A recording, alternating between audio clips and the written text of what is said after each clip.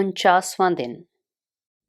पाक कलाम में से पढ़ेंगे ज़बूर नंबर 22, उसकी 22वीं आयत से लेकर 31वीं आयत तक। मैं अपने भाइयों में से तेरे नाम का इजहार करूँगा, जमात में तेरी सिताइश करूँगा। ऐ खुदावंद से डरने वालों, उसकी सिताइश करो। ऐ याकूब की औलाद, सब उसकी तमजीद करो। और ऐ इस्राएल की नस्ल, सब उसका डर मानो। क्योंकि उसने ना तो मुसीबत ज़दा की मुसीबत को हकीर जाना, ना उससे नफ़रत की, ना उससे अपना मुंह छुपाया। बल्कि जब उसने खुदा से फरियाद की तो उसने सुन ली।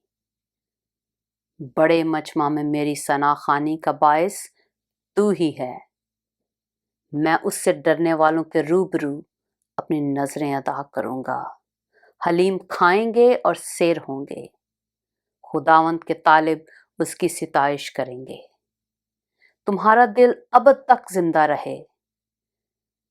सारी दुनिया खुदावंद को याद करेगी और उसकी तरफ रजू लाएगी। और कौमों के सब घराने तेरे हजूर सजदा करेंगे।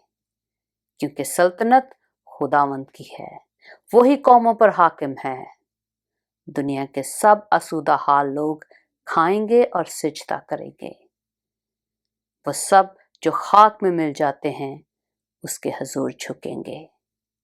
बल्कि वो भी जो अपनी जान को जीता नहीं रख सकता, एक नस्ल उसकी बंदगी करेगी। दूसरी पुश्त को खुदावंद की खबर दी जाएगी। वो आएंगे और उसकी सदाकत को एक कौम पर जो पैदा होगी ये कहकर जाहिर करेंगे कि उसने ये काम किया है। पाक कलाम के पढ़े और सुने जाने पर खुदावंद की बरकत हो।